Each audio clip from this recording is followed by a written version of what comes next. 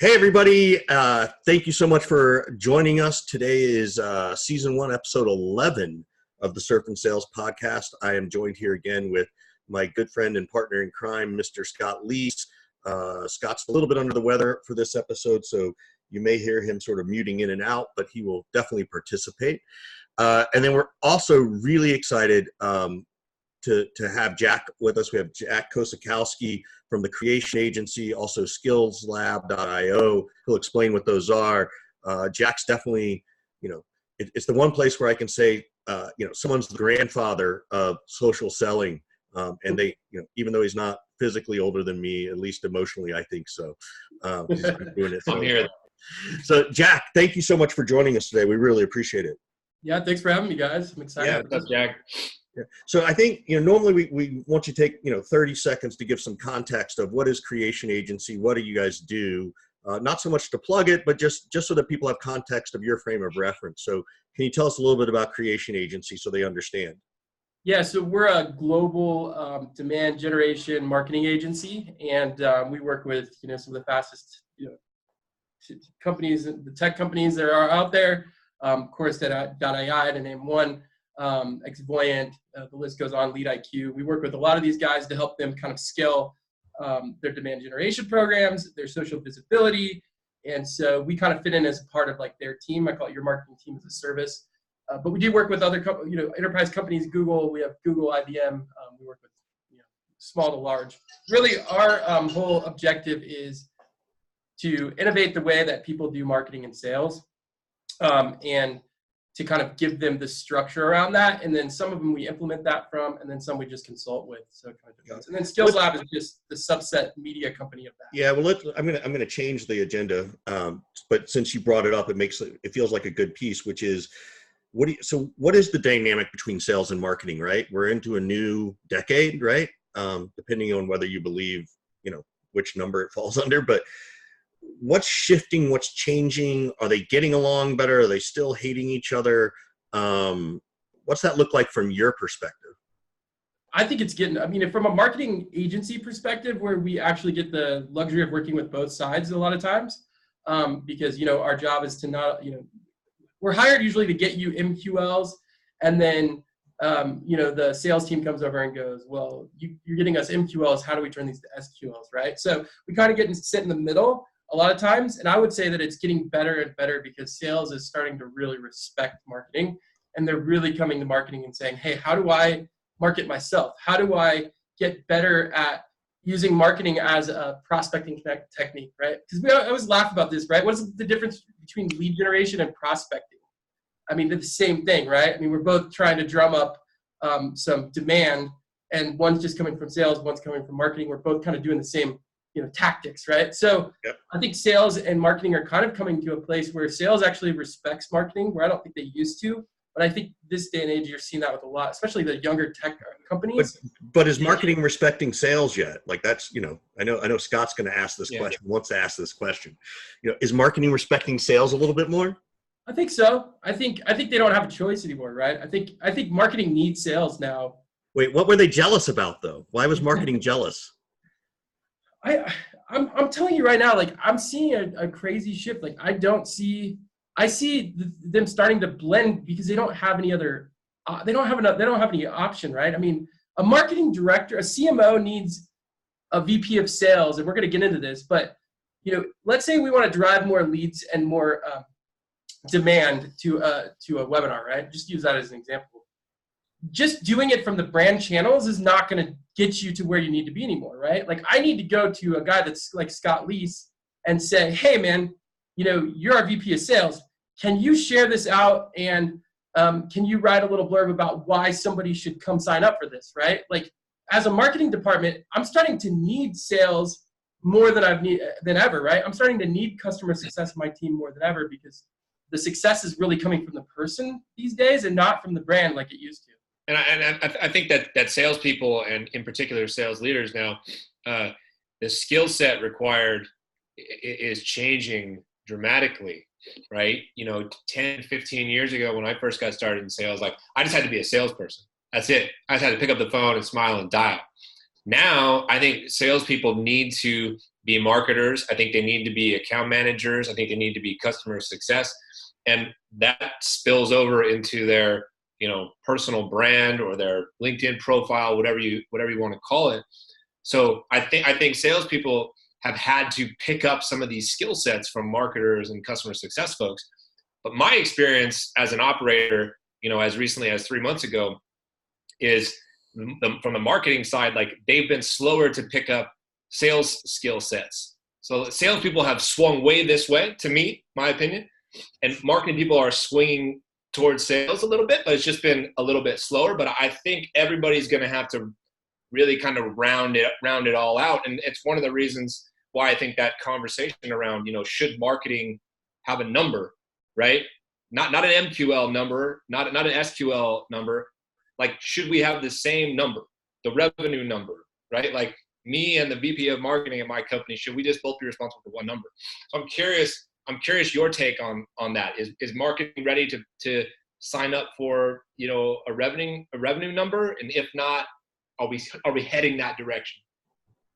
I mean, I think, from my observation is yes, they've always been held by a revenue number or they should have always been held by a revenue number. It's just not been called revenue because if you understand the dynamics of math when it comes to being a CMO, right? You know that you have to get a certain amount of pipeline built, right? And it has to go through a certain amount of pipeline has to go through a certain amount of stages from a marketing revenue standpoint. I think the problem is that the tracking has not been there to be able to give and support marketing with those numbers, to be able to go to the CEO and say, here's what we attributed to in revenue, right? Now you've got platforms like HubSpot, you've got platforms like Marketo that are getting more intuitive and they're getting smarter to be able to give marketing a revenue number. But I think, to your point, I think marketing's always been held to a number. I think the technology just hasn't been caught up enough to be able to attribute that number to sales, if that makes sense. But I'm agreeing and disagreeing with you at the same time, if that makes sense. Yeah, but there also used to be a time where sales was just done on a phone book and a sheet of paper. So so don't tell me that we need technology for marketing to assume a number. That's kind of uncool. No, but to track attribution with all the things that are happening in marketing, I think that's where salespeople and me in the blind before I started running a marketing agency, I was a regional sales manager, right? So right. I was on the other side of this. And when I came into it now and running an agency where we have to be held accountable to our clients, they want to say, how much revenue did you get from those MQLs and for those leads? The hardest part is attribution, right? Is we can go do a LinkedIn post and we can go do this and we can go help here and we can do this, we can run this ad. But the problem is, can the technology give us the credit due for that? But devil's advocate here, like, but wouldn't it just be simplified if it was, if I'm the VP of sales and you're the VP of marketing, Jack, and Richard's the CEO, if the only fucking number that mattered was the revenue number? Who cares about the credit, right? You're driving MQLs and SQLs and doing all these things. I'm on the phone. I'm sending emails. We're both making LinkedIn posts. Like, who cares who gets the credit? Like, the credit is we close the deal, right? And I think people, and I think this kind of moves into the next segment, which is like, you're in my role and I've got like a 15 to 18 month average tenure if you're a VP of sales, right? I've been fortunate enough in my life to double that repeatedly, right? So I tend to stay at places 2.5, 3 years and walk away when the time is right for me, kind of proactively. But that is brutal, right? Like, you might as well be like a pro football coach, right? Boom, one and done. You're the Cleveland Browns. Like, you're fired, 6-10, 1 year, boom, gone, right? And now even VP of marketing, I'm starting to hear that tenure is dropping a little bit. And so I think that's where some of the bitterness or the Larry David-ness, if you will, in sales folks, like, starts to come out. It's like, dude, you got an MQL number, yeah, but like, if you don't hit the MQL number, are you on the street tomorrow? Because if I don't hit the revenue number, I'm on the street, right? I think it's easy to celebrate when you hit your number. Both sides can celebrate, right? But I think the part that comes in, and I see this inside of organizations that we work with, right? We come in early, we come in when they're struggling, is sales is going, you're the problem, and marketing is going, you're the problem, and there's no tracking to be able to really solve who's the actual problem, right? So I think this is where my point of view comes in, is like, most companies don't have marketing attribution set up. So like when they have a $2 million budget, nobody knows really what happened with that $2 million budget, right? Like where did that money go? How did that help? You spent the money, but what came back? Yeah, there's a lot of companies suck at tracking, and I'll tell you, there's multi-million-dollar funded companies that we work with where I'm like, you guys don't know anything about what's going on. You have no tracking set up, and so that's an easy way for sales and marketing to yell at each other because neither side can back up their argument. So, but sales still has a number, right? No. So I don't think we've convinced him, Scott. I don't think this may be the mission of Surf and Sales is to make sure marketing starts getting, well, I think revenue target. I think what we do. There's a lot of dumb marketers. What we do agree on though is that the roles are evolving, and Yes. everybody is starting to have to collaborate with each other a lot more, and the alignment is being forced in a way, even if each party is kind of been reluctant to it, right? So, for the sake of argument here, if Jack and I were totally on opposite sides, right? Like that's not going to work much longer, I think. Your company will just be in shambles, right? I mean, you're gonna. That's right. I think what I think is cool about what's happening right now is I see so many salespeople getting excited about marketing, right? Where I mean that's scary and not, that could be scary for a VP of sales too, right? Because we know that if they're just spending all their time doing marketing activities, and I've seen it happen in many organizations, then let's turn into marketers, right? They're not hitting their number, but they're excited about it. Yeah, let's talk about that because I also feel like that overlaps with sort of our next topic, which was around this personal brand, right? Creating this personal brand at the individual level. Which Jack did really well early on. Yeah, and still does, right? So, but talk to us about that. Is that what you mean when you see salespeople getting exciting about marketing, or is it something different? And let's talk about personal brand and where do people even start with that? Well, I used to look at, this is how I built my career, right? Like, so, I mean, running an agency and building over a $1.3 million book of business, like taking this over on my own, right? All this is through relationships of my personal branding. Like, I'm not just sitting here with you guys and saying anything that I don't have a ton of results behind. I mean, it comes down to the amount of connections that you can scale in 2020 using technology and using these social platforms is insane, right? I mean, like, Scott, you talk about this all the time. Like, you have 30,000 connections, and it's like you want to get more, and they're like cutting you off, right? Like, we're at a point where like these platforms are cutting people off from getting even more connected, right? Like, that's a beautiful time. And as salespeople, I mean, I think I've always said this in my sales career is like, if I have enough sales conversations, no matter how I get them, I will hit my quota, right? Like, just give me enough people to talk to, and I'll sift through all the crap, and I'll get to the gold, right? I mean, it comes to a numbers game. And I think salespeople at this point is like, they're hitting their heads on the pavement going, nobody wants to talk to me because, they're calling those people they're not connected to. And the whole shift now is like, now you get connected to people and then you call them, right? Like, connection first and then the call. Connection first and then the ask. And before, a lot of these salespeople that are struggling, they're doing the opposite. You always ask them, it's like, they're doing the opposite first. They're asking for something before they're connected to people. The ones you're seeing that are having a lot of success, and this comes with socialists, they're connected to people before they're asking for anything, right? Yeah. So where do you start, right? I don't care if you're, I'm not even talking about sort of the out of college kid who's a BDR, SDR in a sales world. Maybe you're 30 something or 40 something and you've never really paid attention, right? I think we both know Jay Jensen, right? Yep. And I think he's one of these people where all of a sudden he just started posting stuff, right? Like, he didn't care about what it looked like. He's entertaining as hell, man. He's entertaining. Right? Quality content rises to the top all the time, right? So what advice do you give to people just to get started? I mean, I think you start to just, you put up your profile, and like, I don't want to sound like a broken record, right? But you optimize your profile, you do all that, but you just start to engage, right? Like, I think most people try to be the thought leader in the beginning, and then they just fizzle out because they figure out, I posted 5 times, did a video, nobody liked it. This doesn't work, right? And so I think that you got to have the opposite. You got to start the opposite way.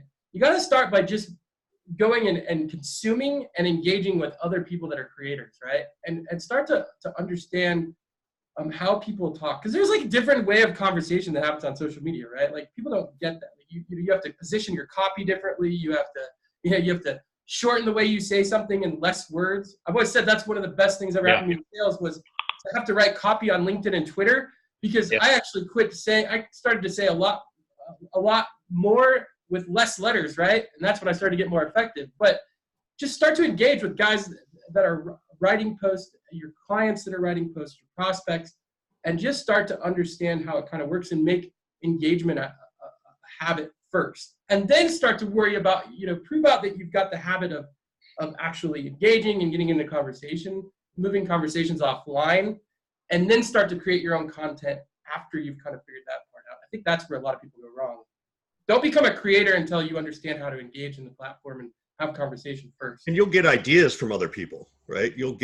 It'll spark ideas. You don't need to sit there. Scott and I have this discussion all the time. It's like, I don't know what to write. Sometimes I just need to go and read some other people's thoughts, and it sparks an idea for me to springboard off of theirs. And of course, I certainly want to attribute credit to that person. Like, oh, I just read so-and-so's post.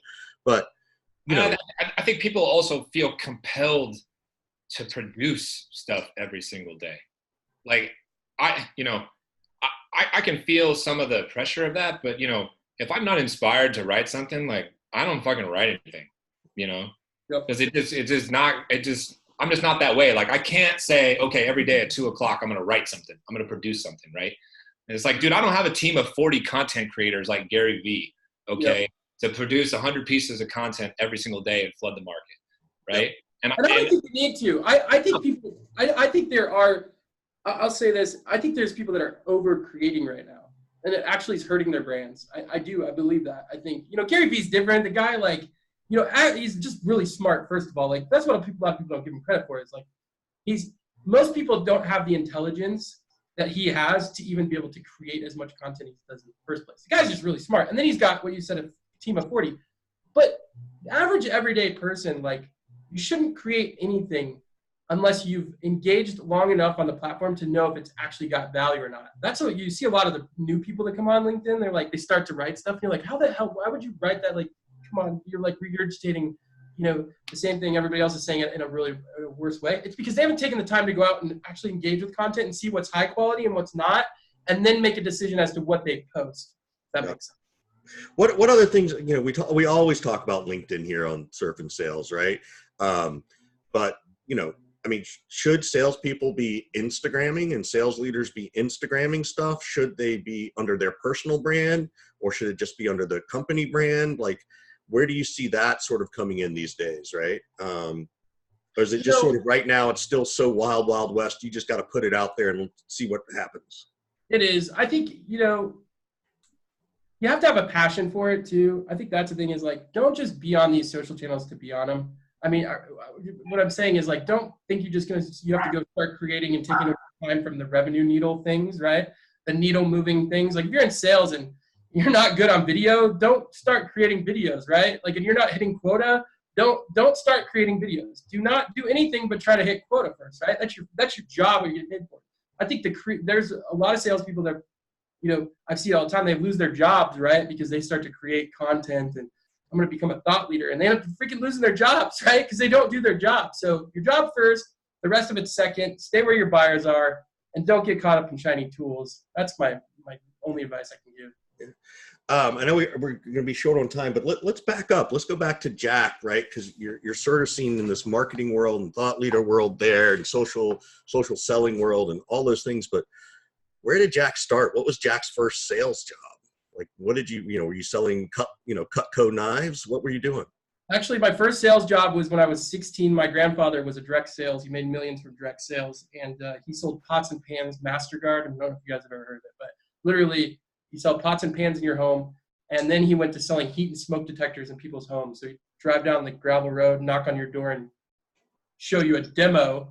We're talking about like a true old traveling salesman, like 100%. In his station wagon, driving across the Midwest and stuff? 100%. My grandfather was actually friends with Zig Ziglar. Like, I have a picture in my office right now of, like, Zig Ziglar and my grandfather. Like, that was, like, awesome. Like, close to the same age. Anyways, so my grandfather actually made me try to pitch a heat and smoke detector in somebody's house when I was 16.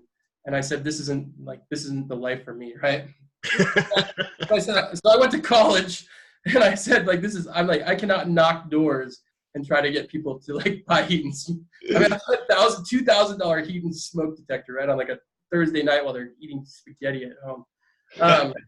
So then I went to college, and then I actually worked in hospitality and restaurant management. Then my first sales job was selling pay-per-click before PPC, like Google PPC, before anybody knew what it was. So we were cold calling. And then, oh man, I've done so. I was an online assistant director of admissions for an online school where I was trying to slang cold call a master's degree for nursing. And then I worked at a company called Interlake Mechalux selling pallet rack direct sales. That was fun. So how would you say that your choices in companies evolved, right? Because sounds to me like there's some companies that you worked for then that you might not work for now if you were starting over knowing what you know now, right? Luck. I mean, everything was luck, right? Evolution of luck. And I think my first SaaS job was at Acton Software. I was regional sales manager, and sold there for 3.5 years. And I learned more there than I've learned. I mean, I learned a ton there, right? Like, it was amazing. And I learned the tech world. And that's how I got into the social selling thing, because I told my VP of sales at the time, I said, I'm not cold calling. Like, listen to the floor right now. Like, these guys are all begging people for business. And I said, I don't want to go that strategy. There's got to be a better way. He said, all right, what's your way? And I said, I'm going to use LinkedIn and Twitter, and I'm going to try to set appointments. It's like, okay, you have 1 quarter to do this. You have 1 quarter to try it your way. If you miss it, you're going to follow all the same KPIs. So I made it a mission. I worked 12, 14 hours a day using LinkedIn. and I hit my quota. I crushed it the first quarter. And he didn't know what to do, because he was like, oh my God, there's no way in hell you were going to do that. What do we do now? Because I can't tell these other guys that they can be on social media. So they tried to hold me back, and I said, nope, give me 1 more quarter. They raised my quota, and I hit it again, and I went to President's Club, and people are just dumbfounded by it. And then I got into a fight. It literally got to a fight, right? Like, they were like, the marketing team was like, you're getting more engagement on social media than our whole brand. And then they were getting pissed, and they pushed me out, right? And this is how I ended up running a marketing agency. That I did not know that. That I wish we'd have started there, because that's fascinating. Well, the LinkedIn company pages are kind of dead. You know what I mean? It's so many of us have more engagement than company. Yeah, and no offense to Acton, but they had the worst marketing team I've ever seen in my entire life. Right. I know. Those people have long I know we're tight on time. So we always sort of end it, very differently, we think, than a lot of other podcasts, right? We appreciate your time and your energy, and we've known you for a while. What can we do for Jack, right? How can we help Jack? How can we help Creation Agency, Skills Lab? Like, what can we do for you? That's a great question, and I don't really have a good answer. We're fortunate right now, man. I'll tell you, we're blessed with new business and growth right now, and exciting things. So maybe you can just drop a link, and everybody can visit skillslab.io, share a good article. We invest a lot of money into Skills Lab, and it's we don't get a lot out of it, right? It's mainly just education. So what is it? Tell people what Skills Lab is, just so they understand. So Skills Lab is kind of the content hub of like actionable ways to do innovative marketing and sales that our team, our agency kind of comes up with. So we test a lot of things, and then we go in there and we write content about it. So then we also have courses and so forth. Our courses are outdated though, so save your money. That's the most honest thing you can say. So we'll like you for that alone. So if anybody is not following Jack on Twitter or LinkedIn, which I'm connected and following him on both, you really should. He's quite entertaining. So, I like to bust people's balls. Yeah, he's quite entertaining. Great having you on, Jack. Appreciate the time, man. All right, guys. Thanks for your time. Thanks, Jack. Peace.